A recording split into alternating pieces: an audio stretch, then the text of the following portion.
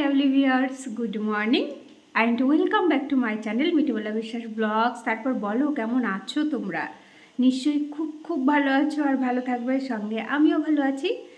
সকালবেলা চা বসিয়ে দিয়েছি, চাটা হয়ে গেলে চাটা খাবো, তারপরে কিন্তু রান্না বান্না করব। আর অবশ্যই তোমরাও কিন্তু সঙ্গে থাকবে।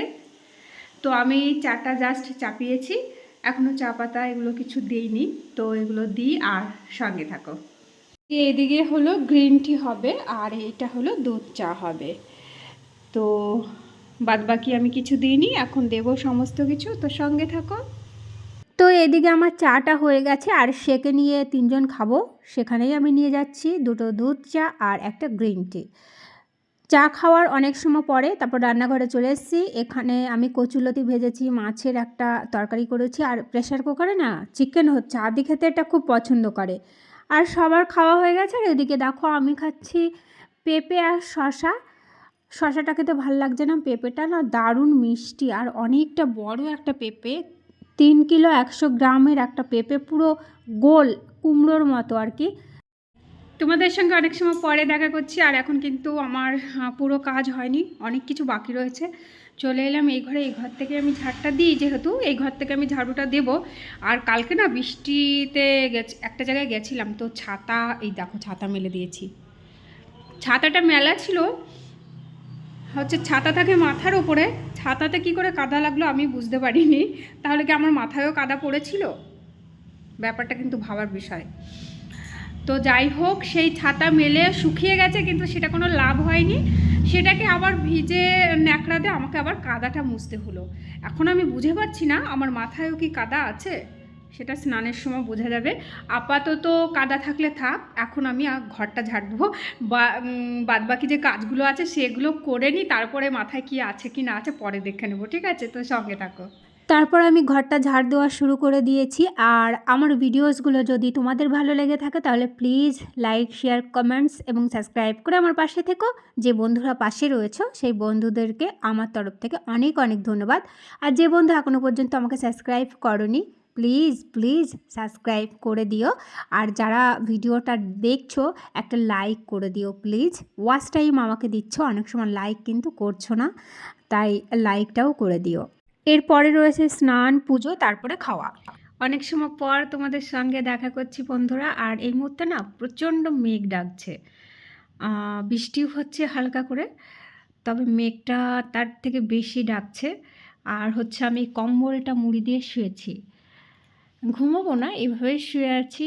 আদি একটু বাথরুমে গেছে, আর হলো ওর আবার বিকেলবেলা প্র্যাকটিস রয়েছে, দেখা যাক বৃষ্টি বাদলে কি হয়। কালকে যেমন হয়নি, অফ গেছে বৃষ্টির জন্য। তো যাই হোক, সঙ্গে থাকো, পরে তোমাদের সঙ্গে আবার দেখা করছি। আশা করি মেঘের ডাকটা সবাই শুনতে পাচ্ছ, গুড়গুড় করে ডাকছে, কখনো কখনো জোরে ডাকছে।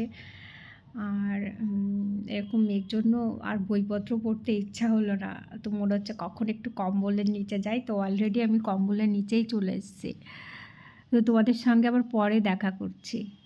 5 মিনিট মতো বোধ হয় শুয়েছি, কিন্তু এরই মধ্যে প্রচণ্ড ঝড় আর বৃষ্টি জোরে শুরু হয়ে গেছে। আস্তে আস্তে বৃষ্টি পড়ছিল, এর সঙ্গে না শিলও পড়ছে। তো শিলগুলো আমার কাচের জানলায় এসে টুক করে আওয়াজ করছে আর এসে পড়ছে। আদি আমাকে ডেকে বলছে, মা ওঠো, শিলগুলো দেখো শিল পড়ছে বড় বড়। তো শিলগুলো আর দেখাতে পারলাম না তোমাদেরকে, কেন কি ও পড়া মাত্র ভেঙে যাচ্ছে। আর শুয়ে থেকে উঠে পড়লাম, কারণ প্রচণ্ড বৃষ্টি হচ্ছে, সঙ্গে শিল পড়ছে। শিলগুলো অতটা দেখা যাচ্ছে না, কিন্তু পড়ছে আর ধুমধাম করে আওয়াজ হচ্ছে, মাটিতে পড়ে ভেঙেও যাচ্ছে। প্রচুর শিলাবৃষ্টি হচ্ছে, এখনো আম হলো না, কিন্তু শিলাবৃষ্টি শুরু হয়ে গেল।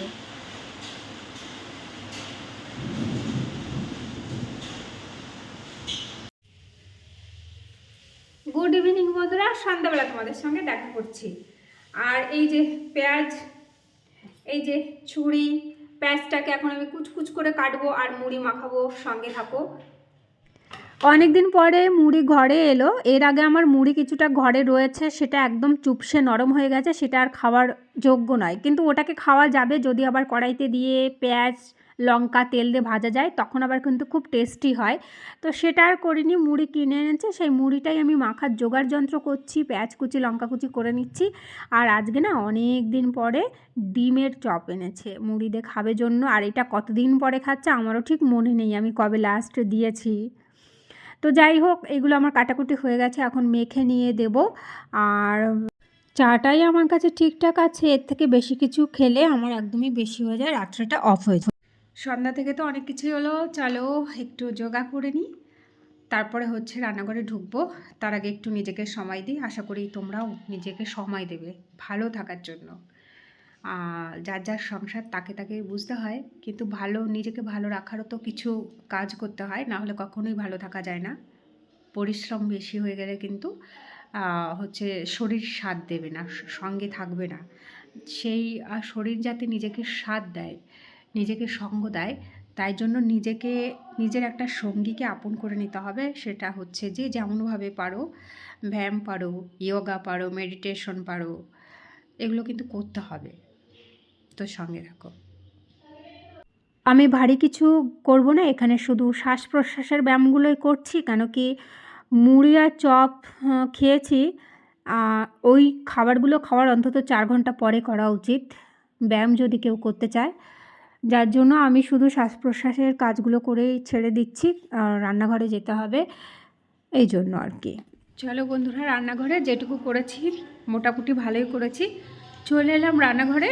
এখানে আমি ভাতটা চাপিয়ে দিয়েছিলাম আর ফোনটা না একটু চার্জে বসিয়েছিলাম, যার জন্য শুরু থেকে শুরু হয়নি। তো যাই হোক, আর এখন আমি তেল ঢালবো, তেলটাও ফুরিয়ে গেছিলো বোতল থেকে, তো সঙ্গে থাকো। তো চলো আমি তেলটাকে ঢালি আর তোমাদের সঙ্গে গল্প করি। এই দুটো কাচের জার কিন্তু আমার হচ্ছে অনলাইন থেকে নেওয়া হয়েছিল, খুবই সুন্দর। আর এই দেখো, ঝম করে তেল ঢালতে গিয়ে না বেশি ঢেলে ফেলেছে, আমি তো ভাবছিলাম এই বুঝে গেল এবার সবটাই পড়ে যাবে, কিন্তু না, পড়েনি। ওই বুদবুদগুলো ওপরে উঠে কিছুটা জায়গা ছেড়ে দিয়েছিল। তো যাই হোক, আমি ভাবছি এটাকেই ব্যবহার করব, তাহলে ছিপিটা আমি লাগাতে পারবো, না হলে ছিপি দিতে গেলেই তেলটা পড়ে যাবে। আর এটা থেকে ইউজ করলে কিছুটা খালি হবে, তখন ছিপিটা ঠিকঠাক করে আটকে যাবে। তো যাই হোক, আজকে হলো মাছ ভাজবো, আর এই যে ডিমটাকেও আমি ফেটিয়ে রেখেছি, মাছে লবণ হলুদ মেখে রেখে দিয়েছি, এইগুলোই হবে ভাজাভুজি। তো মাছটাকে ভাজা বসাতে দিয়ে ভাবলাম এই ডিমটাকে গুছিয়ে নিই। এটা হচ্ছে এই সমেত এই পাত্রের মধ্যেই রেখে আমি ফ্রিজে ঢুকিয়ে দেবো।